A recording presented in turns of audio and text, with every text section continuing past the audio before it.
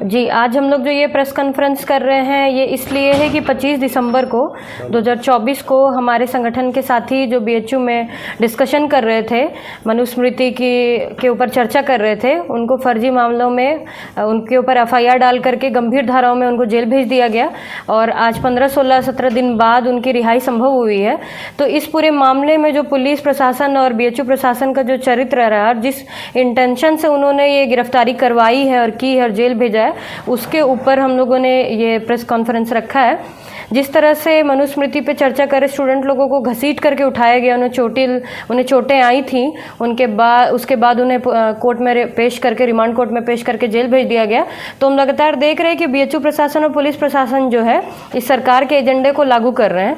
हमारा संगठन जो है वो मुख्य रूप से बनारस में या बीएचयू के अंदर जो भी सरकार की गलत नीतियाँ हैं, चाहे वो स्टूडेंट की शिक्षा के अधिकार हो, लाइब्रेरी का अधिकार हो या तमाम जितने भी अधिकार हैं, उसके लिए हम बोलते रहे हैं। सरकार की जो जन विरोधी नीतियाँ उसकी खिलाफत करते रहे हैं। पिछले साल नवंबर 2023 में जब आईटी बीएचयू में एक लड़की के साथ बीजेपी के आईटी सेल के 3 लोगों ने गैंगरेप किया था, जो आरोपी और आज जमानत पे वो छूटे हुए हैं, उनके खिलाफ हमारे संगठन ने बड़ा आंदोलन किया है। यूँ कह लें कि हम लोग कैंपस में करीब 15 सालों से मुख्य रूप से बोलते रहे हैं। बीएचयू के जो हमारे डिमांड से स्टूडेंट के डिमांड उसको उठाते रहे हैं और जो ये भाजपा आरएसएस करती रही है इसके खिलाफ भी हम बोलते रहे। इसलिए हम लोगों के स्टूडेंट को 13 लोगों को ज़बरदस्ती फर्जी धाराओं में जेल भेज दिया गया और आज जमानत पे वो रिहा हैं। वो हमारे साथ भी इस प्रेस कॉन्फ्रेंस में बैठे हुए। तो हमारा आज मकसद यही है कि हम लोगों तक आपके माध्यम से ये बात बताएं कि किस तरह से बीएचयू प्रशासन जो है वो सरकार के एजेंडे को आगे बढ़ा रहा है। उनका शिक्षा देना, अच्छी शिक्षा देना, स्टूडेंट्स के बीच में एक लोकतंत्र का माहौल बनाना, एक बराबरी का पढ़ाई शिक्षा देने का इरादा बिल्कुल नहीं है। वो एक दुश्मनाना के तरह का व्यवहार कर रहा है स्टूडेंट लोगों के साथ, जो भी उनकी गलत नीतियों का विरोध कर रहे हैं। आगे क्या आपकी रणनीति रहेगी उनके खिलाफ लड़ने की या अपने हक के लिए बात करने की? जी, देखिए, एक तो पहला हम बता देना चाह रहे हैं कि हमारे संगठन के लोग बिल्कुल भी डरे नहीं हैं जेल जाने से। उनको अगर लगता है कि वो जेल भेज करके हमारे साथियों को डरा देंगे तो वो गलतफहमी में है। दूसरी बात है कि हम कानूनी लड़ाई भी लड़ रहे हैं। हमारे साथी आज जमानत पे बाहर आ गए हैं। हमारे साथ में वकील साहब हैं, प्रेम प्रकाश जी बैठे और नागरिक समाज के तमाम लोग यहाँ बैठे हैं जो इसको आंदोलन को आगे बढ़ाएंगे पूरे बनारस में। और हम लोगों को देश भर से भी समर्थन प्राप्त हुआ है, तो पूरे देश भर में भी अलग अलग जगह इसके आंदोलन किए जाएंगे। और हमारी साथ में मांग ये है कि जो भी पुलिसकर्मी, दोषी पुलिसकर्मी हैं जिन्होंने गंभीर धाराओं में लोगों को जेल भेजा, उनके ऊपर कार्रवाई हो। जब हम लोगों को जेल भेजा जाना ही गैर कानूनी है तो आखिर किस तरह से उन्होंने अपने अधिकारों का दुरुपयोग करते हुए लोगों को जेल भेजा, इसके खिलाफ भी हम लड़ाई लड़ेंगे और उन पर कार्रवाई की भी मांग करेंगे।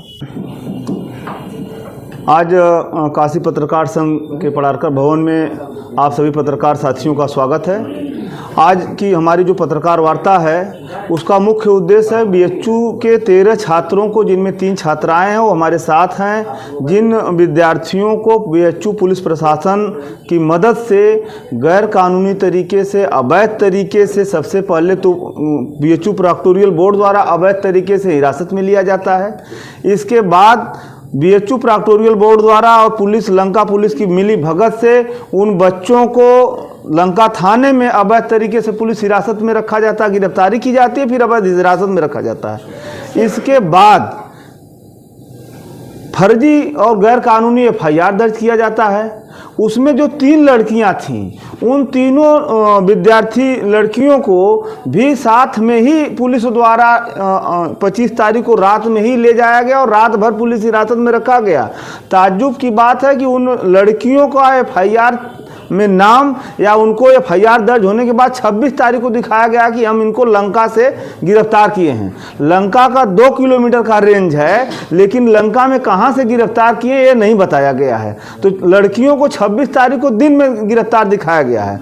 तो बीएचयू प्रशासन द्वारा, प्रॉक्टोरियल बोर्ड द्वारा, विश्वविद्यालय प्रशासन द्वारा और लंका पुलिस की मिली भगत से और उसमें सीओ लेवल के अधिकारी, उच्च अधिकारियों के इन्वॉल्वमेंट से जो बच्चों का भविष्य खराब करने की नीयत से, उनकी मंशा से उनके खिलाफ एक तो फर्जी और गैर कानूनी एफआईआर दर्ज किया गया, गंभीर धाराओं में एफआईआर दर्ज किया गया और गंभीर धाराओं के साथ साथ एक तो अवैध गिरफ्तारी, अवैध पुलिस हिरासत, अवैध एफआईआर, इसके बाद गैर कानूनी रिमांड, क्योंकि रिमांड का भी मामला 300 जो पुरानी धाराएं हैं 308 और 333 तो जो वर्तमान जो बीएनएस है उसकी धारा 108 110 है और 122 21(2) इन धाराओं में सिर्फ इसलिए एफआईआर दर्ज किया गया था कि ये ट्रायल बाय सेशन कोर्ट है और 121(2) में 1 साल से लेकर 10 साल तक की सजा का प्रावधान है।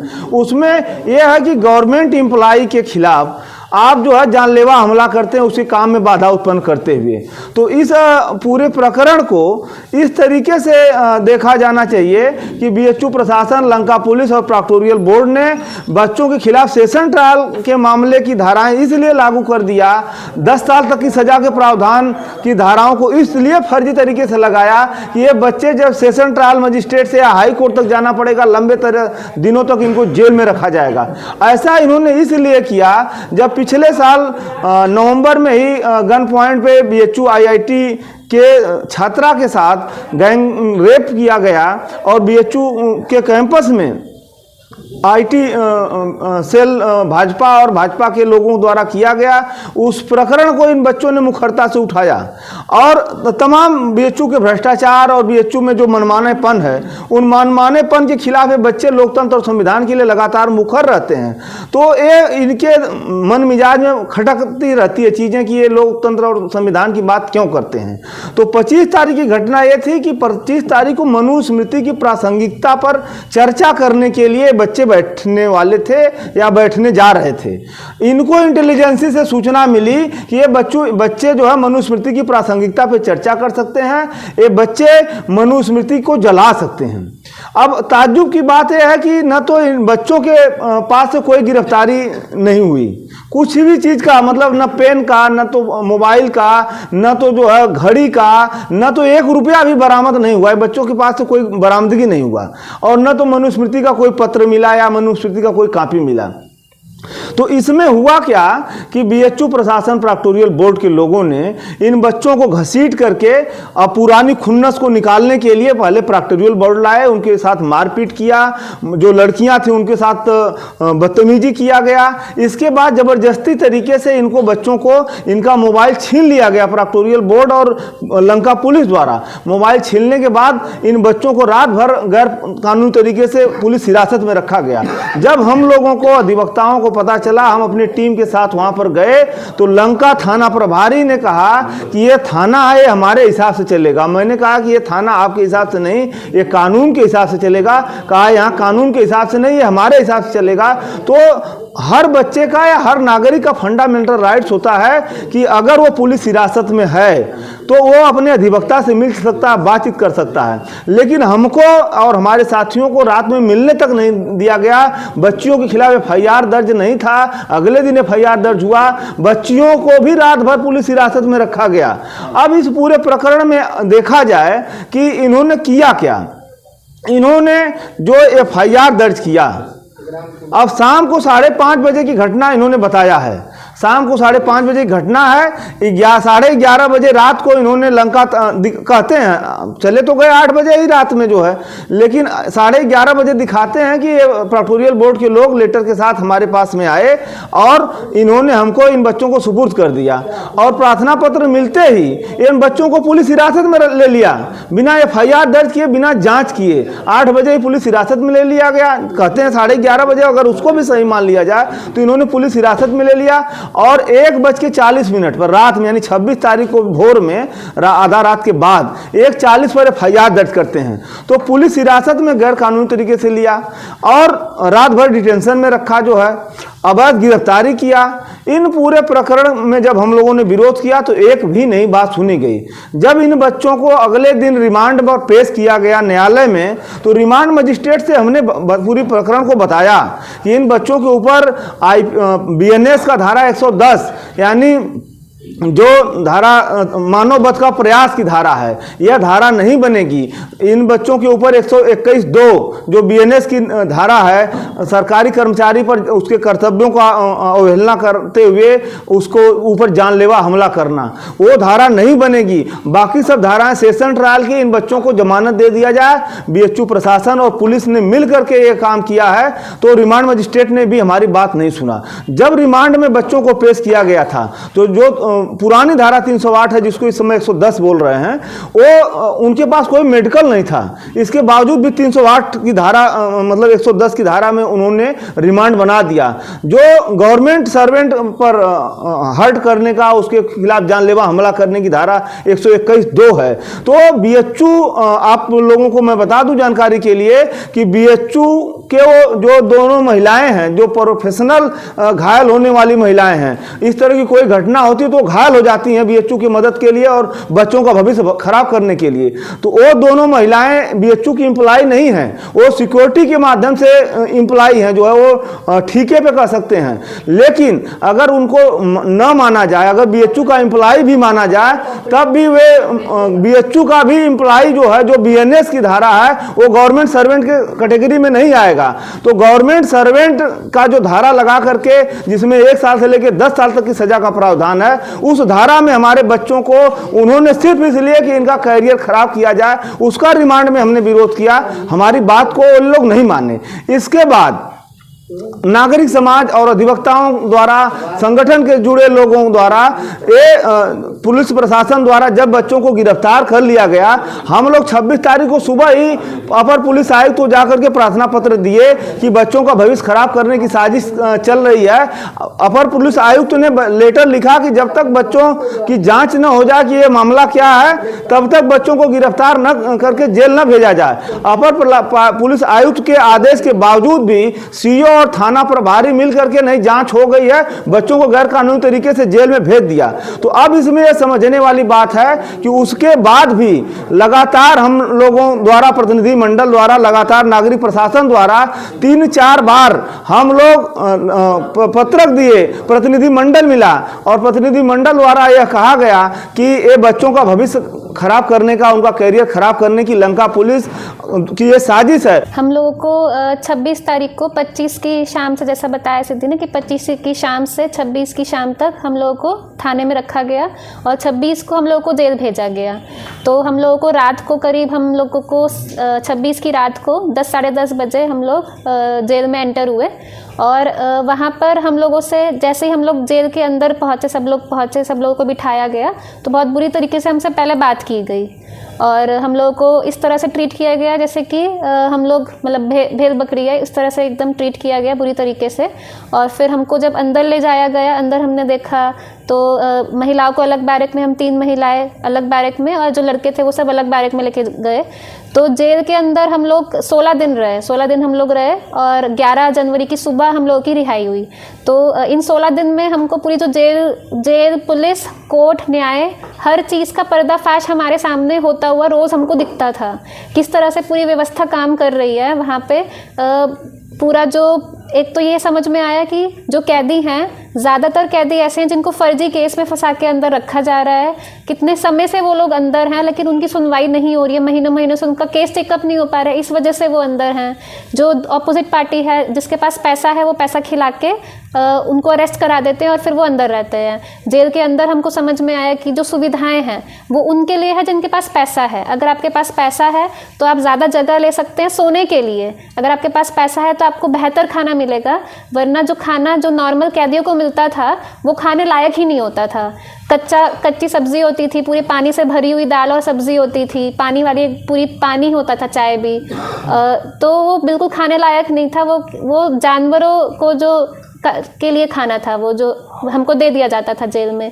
उसके अलावा जो जेलर वहाँ पे डेप्यूटी जेलर होते थे, सिपाही होते थे, जो लोग रहते थे बैरक में, वो लोग का व्यवहार बहुत ही ख़राब था सभी के प्रति। हम लोग क्योंकि बीएचयू के स्टूडेंट्स थे, हम लोग अपने लिए बात करते थे, असर्ट करते थे और 2 दिन के बाद हमारे वकील ने भी आके एप्लीकेशन लिखी। हम लोग के प्रति वो लोग उतना बुरा नहीं थे, लेकिन इन जनरल जो कैदी थे, बूढ़ी से बूढ़ी महिला कैदियों के प्रति भी वो लोग बहुत ही बदतमीजी से वो लोग बात करते थे और उनकी मतलब इंसान नहीं मानते थे उनको, इस तरह का उनके साथ व्यवहार करते थे। वहाँ पर हम लोगों ने देखा कि जो अगर आपको अच्छे से रहना है, अच्छे से खाना है, सोना है, तो आपके पास अगर पैसा है, आप सिपाही को पैसे देते हो। अगर आपको 150 रुपये का कोई सामान चाहिए तो आप 500 रुपये सिपाही को दीजिए और आपको 150 रुपये का सामान मिल जाएगा। इतना ज़्यादा करप्शन वहाँ पर है, हर एक कदम पे वहाँ पे करप्शन है। अगर आपको मुलाकात के लिए जाना है हम लोगों से महिला बैरक में पहली मुलाकात के 200 रुपये बोला और उसके बाद हर मुलाकात के 20 रुपये बोले। हम लोगों ने डिनाई कर दिया कि हमको पता है कि ऐसा कोई पैसा नहीं लिया जाता है, हम लोग इलीगली आपको कोई पैसा नहीं देंगे। तो लेकिन बाकी सारे कैदी जो थे वो सारे लोग पैसा देते थे, हर मुलाकात का वो लोग पैसा लेते थे। जो सिपाही थे, जो कैदी, जिन कैदी को जिम्मेदारी दी गई थी सुपरविजन की, जिनको राइटर बोला जाता था, वो लोग भी पैसा खाते थे। तो वो पूरा करप्शन पे चल रहा था कि हर चीज़ का, हर एक चीज़ का वो लोग पैसा लेते थे, कोई भी सामान मंगाने का, हर चीज़ का। उसके अलावा जो वहाँ पे कैदी थे उनकी कोई डिग्निटी नहीं थी। वहाँ पे इवन जो वॉशरूम थे, जो बाथरूम थे, वो सब टॉयलेट्स के दरवाजे आधे आधे थे, बाथरूम के दरवाजे जो थे वो 3/4 थे। वो इसीलिए ताकि कोई आत्महत्या ना कर ले, ऐसा उनका लॉजिक था कि कोई आत्महत्या ना कर ले, इसलिए हम लोग दरवाज़ा नहीं बनाते हैं। किसी दरवाजे में लॉक नहीं था, कोई दरवाजे में लॉक नहीं था। आपको ये देखना पड़ता था कि कोई अंदर है, मतलब ऊपर से झांक के देखना पड़ता था कि कोई टॉयलेट में बैठा हुआ है। तो कोई डिग्निटी, कोई इज्जत, कुछ भी नहीं था कैदियों का। तो इस तरह की व्यवस्था थी। जो वहाँ पे साफ़ सफाई का सिस्टम था वो भी कैदियों के द्वारा ही साफ़ सफाई कराई जाती थी। जो अंडर ट्रायल कैदी है, ज़्यादातर वहाँ पे अंडर ट्रायल कैदी थे, उनसे भी साफ़ सफाई कराई जाती थी, जिनको सज़ा नहीं मिलती है। नाली साफ़ कराना, टॉयलेट साफ़ कराना। और अगर किसी को सफाई नहीं करनी है तो वो 1500 रुपये दें महीने का, और फिर वो छुट्टी उनकी सफाई से। तो पूरा जो करप्शन हम लोगों ने वहाँ पे देखा, उससे पहले हम लोग सुने थे, लेकिन वहाँ पर देखकर हमको और ज़्यादा एहसास हुआ कि करप्शन किस तरह से काम कर रहा है। इसके अलावा जो एक फ्यूडल मानसिकता वहाँ पर जो लोगों की होती है, हम लोग शुरू से ही देखा। हम लोग को यहाँ पे जो प्रॉक्टर ऑफिस में लेके गए, वो जिस तरह से बात कर रहे थे कि तुम लोग लड़कियां होकर बाहर घूम रही हो, शाम को बाहर घूम रही हो, लड़कों के साथ तुम घूम रही हो, ये तुम्हारे दोस्त नहीं हो सकते हैं। और बहुत गंदी गंदी महिला विरोधी गालियाँ यहाँ के जो प्रॉक्टोरियल बोर्ड है उन्होंने दिया, लंका के SHO है उन्होंने भी दिया, और पुलिस बैरक के अंदर भी हमको ये सब कुछ सुनने को मिला। सिपाही से लेकर जो ऊपर उच्च अधिकारी थे, सबसे सुनने को मिला कि तुम लोग लड़कों के साथ में थी, इसका मतलब तुम लोगों ने कुछ गलत काम किया। तुम लोग शाम को बाहर थी जब अंधेरा हो गया था, इसका मतलब तुम लोगों ने कुछ गलत काम किया। मैं बहुत सभ्य लहजे से बता रही हूँ। तो इस तरह से बहुत ज़्यादा ख़राब तरीके से हम लोगों पे टॉन्ट मारे जाते थे। तो वो पूरा मतलब जो आम लोग हैं उनकी हम क्या बोले, लेकिन जो प्रशासन में लोग हैं जिनका काम है सिक्योरिटी प्रोवाइड करना, उनकी यही सोच है। तो जो मनुस्मृति जिसके खिलाफ में हम लोग लड़ रहे हैं, जिसके खिलाफ में हम लोगों ने चर्चा रखी थी कि नहीं, मनुस्मृति आज 100 साल बाद अम्बेडकर ने 1977 में उसको जलाया था, 100 साल बाद भी हम देख रहे हैं, जेल में जाके हमने देख लिया कि मनुस्मृति का पूरा सिस्टम किस तरह से वहाँ पे लागू हो रहा है, चल रहा है। और इसी वजह से ही हम लोगों पे उनकी खुन्नस थी कि हम मनुस्मृति के खिलाफ बोल रहे हैं। वो नहीं चाहते कि मनुस्मृति का सिस्टम ख़त्म हो। इसके अलावा जो वहाँ पे हम लोगों ने कई बार बोला हमको मैनुअल दीजिए, हमको मैनुअल नहीं दिया गया। उन्होंने बोला मैनुअल मिलेगा ही नहीं, आपको पढ़ना है, आप बाहर जाके कहीं से निकालो मैनुअल, हम यहाँ पे मैनुअल नहीं देते हैं। तो वहाँ पे क्या नियम है, क्या कानून है, इसका कोई हिसाब किताब नहीं। जो उन्होंने बोल दिया वो नियम, जो सिपाही ने बोल दिया वो नियम। ये घटना पहले थी आपके साथ या इससे पहले भी कभी ऐसा हुआ था? जेल, हाँ, जेल की जहाँ पे आप गए हैं इस हादसे में लेकर, ये पहली घटना थी? हाँ। पहले कभी थी? नहीं, मतलब हम लोगों को पहले, हम लोग क्योंकि आंदोलन करते रहे हैं जो भी सामाजिक मुद्दे, तो हम लोग को डिटेंशन करते थे, लेकिन जेल हम लोगों को, मतलब हम लोगों को नहीं भेजे। बाकी हमारे संगठन के जो पहले लोग रहे हैं, तो उस CA/NRC के टाइम पर जो हम लोगों ने आंदोलन चल रहा था पूरे बनारस में, उसमें शामिल थे। उसमें कुछ लोग गए थे जेल, लेकिन उससे पहले हम लोग जो यहाँ पर बैठे हैं वो लोग का पहला एक्सपीरियंस था ये जेल का। इस गिरफ्तारी के बारे में तो साथियों ने जो बताया, जानकारी बहुत सारी मिली, लेकिन जो गिरफ्तारी के बाद जो नागरिक समाज के लोगों की जो पहलकदमी हुई, उसमें तमाम संगठन के लगभग 35 संगठन के नागरिक समाज के उनकी मीटिंग हुई, और उसके बाद 2-3 बार जिलाधिकारी से, पुलिस कमिश्नर के जो प्रतिनिधि हैं उनसे मिला गया, बात किया गया कि नहीं, ये फर्जी FIR है और इस पर जो है इसे रद्द किया जाना चाहिए। इसके बाद वो एक प्रोटेस्ट मार्च हुआ शास्त्री घाट से लेकर के पुलिस कमिश्नर के कार्यालय तक, लेकिन जो अधिकारी बात भी करते रहे, आश्वासन भी देते रहे कि हम इसकी जांच कराएंगे, 2 दिन में जांच रिपोर्ट आ जाएगा, लेकिन इसके बाद भी उनके स्तर से कोई कार्रवाई नहीं हुई। प्रोटेस्ट मार्च के बाद फिर इसको राजनीतिक विपक्षी राजनीतिक दलों की बैठक बुलाई गई और इस बीच में कानूनी लड़ाई जो हमारे वकील साहब जो लड़ते रहे, इधर जमानत हुई और फिर 10 तारीख को जो है वो सभी ये विपक्षी दलों की राजनीतिक बैठक हुई। नागरिक संगठन के लोग थे, लगभग 65-70 लोग मीटिंग में आए और उसमें यही फैसला लिया गया कि जो फर्जी तरीके से FIR किया गया और छात्रों को जेल भेजा गया, इसमें जो मूल सवाल जो नोट करने का है कि ये जो गिरफ्तारी थी मनुस्मृति के, तो मनुस्मृति जो है वो भारत के संविधान में उसकी कोई जगह मनुस्मृति की नहीं है। उस पर चर्चा करना कहीं से कोई गैर कानूनी काम नहीं है। लेकिन ये भगत सिंह छात्र मोर्चा के साथी BHU के छात्रों के सवाल पर, कई घटनाओं पर ये हमेशा मुखर रहे हैं। और ये जो सरकार है, एक चीज़ जो है, जो अभिव्यक्ति की जो आज़ादी है, इसको ये तोड़ना चाहते। भारत के संविधान की जो बुनियाद है स्वतंत्रता, भाईचारा और समानता का, तो इस स्वतंत्रता पर एक हमला कर रही है जो है। कहीं भी आप देखें कि अगर कोई पत्रकार ही अगर कोई सवाल उठा दे रहा है कहीं, तो उस सवाल पर पत्रकार की हत्या हो जा रही है, किसी को जेल भेज दे रहा है। तो ये चूंकि भगत सिंह छात्र मोर्चा BHU में एक मुखर रहा है, तमाम सारे सवालों पर वो सवाल पूछता रहा है, BHU प्रशासन से, सरकार से सवाल करता रहा है। और ये सरकार अभिव्यक्ति की आज़ादी पर ये हमला कर रही है, इसलिए इस गिरफ्तारी को अभिव्यक्ति की आज़ादी पर हमले के रूप में इसे देखा जाना चाहिए। और नागरिक समाज इस बात को गंभीरता से नोट कर रहा है कि अगर ये हमले नहीं होंगे तो ये जो है, अगर इस हमलों के खिलाफ लड़ाई नहीं होगी तो जिस तरीके से दमन है, आतंक है, दहशत है इस शहर के अंदर जो है, लोग यहाँ जमानतदार खोजने के लिए जो 13 आदमी के लिए 26 जमानतदार थे, तो 26 जमानतदार को जुटाने के लिए 11 बजे से लेकर शाम 4 बजे तक 26 लोगों को जुटाया जा सका। लोग जमानत लेने में भी इतना दहशत फैलाए थे कि ये लड़के जैसे कोई आतंकवादी हों, ये माओवादी हों। इस तरह से एक दहशत लड़कों के बारे में भी एक तरफ उनको टार्चर किया, जेल भेजा, और दूसरे तरफ इनको पूरे समाज से अलगाव में वो डालना चाहता था। लेकिन नागरिक समाज ने इस मुद्दे को उठा करके और पूरे बनारस का मुद्दा उसने बना दिया, पूरे सारे विपक्षी दलों का ये मुद्दा बना दिया कि नहीं, अगर अभिव्यक्ति की आज़ादी को बहाल करना है, समानता को बहाल करना है, स्वतंत्रता को कायम रखना है, लोकतंत्र को बचाना है, संविधान को बचाना है, तो इस हुकूमत के खिलाफ, इसके दमन के खिलाफ लड़ना होगा। हर स्तर तक जो है लड़ाई जारी रहेगी। और जब छात्र वहाँ से आप निकले हैं और निकलने के बाद जो जोश और उत्साह दिखाई पड़ा है लोगों का, जो सोशल मीडिया के जरिए बनारस शहर में आया है, उससे और भी नागरिक, यहाँ तक कि विपक्षी राजनीतिक दलों की जो बैठक हुई उसमें यहाँ तक साथियों ने सुझाव दिया कि जब वो साथी जेल से आवें तो हम एक बड़ी सभा करके उन साथियों को हम सम्मानित करें, स्वागत करें कि बनारस की जड़ता को उन्होंने तोड़ने का काम किया है। जब शहर को दहशत में ये डाल रही है सरकार, उस समय इस दहशत के खिलाफ लड़ने का काम छात्रों ने किया है, इसलिए हम उनको सम्मानित करें इस तरह की।